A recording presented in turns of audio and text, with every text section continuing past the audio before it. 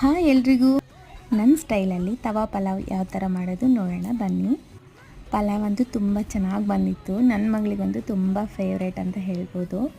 First ಪಾತ್ರೆಯಲ್ಲಿ ಎಣ್ಣೆ add ಮಾಡ್ಕೊತಿದ್ದೀನಿ, ಸ್ವಲ್ಪ ತುಪ್ಪನೂ ಆ್ಯಡ್ ಮಾಡ್ಕೊತಿದ್ದೀನಿ. ಮಕ್ಕಳಿಗೋಸ್ಕರ ಮಾಡ್ತಾಯಿದ್ದೀನಲ್ಲ, ಅದಕ್ಕೋಸ್ಕರ ಒಂದು ಸ್ವಲ್ಪ ಜೀರಿಗೆ ಹಾಕಿ, ಆನಿಯನ್ ಹಾಕಿ, ಫ್ರೋಝನ್ ಬಟಾಣಿ ಹಾಕಿ ಈ ಥರ ಮುಚ್ಚಿಟ್ಕೊಂಡ್ರೆ ಚೆನ್ನಾಗಿ ಬೇಯುತ್ತೆ.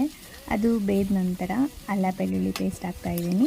ಒಂದು ದೊಡ್ಡ ಟೊಮೊಟೊ ಸಣ್ಣದಾಗಿ ಕಟ್ ಮಾಡ್ಕೊಂಡಿದ್ದೀನಿ. ಆ ಟೊಮೊಟೊನ ಆ್ಯಡ್ ಮಾಡಿಕೊಂಡು ಒಂದು ಸ್ವಲ್ಪ ಖಾರ, ಒಂದು ಸ್ವಲ್ಪ ಉಪ್ಪು, ಒಂದು ಸ್ವಲ್ಪ ಅರಿಶಿಣ ಪುಡಿ, ಬಿರಿಯಾನಿ ಮಸಾಲ ಆ್ಯಡ್ ಮಾಡ್ತಿದ್ದೀನಿ. ಇದೇ ಮೇನ್ ಇಂಗ್ರೀಡಿಯೆಂಟ್ ಅಂತ ಹೇಳ್ಬೋದು.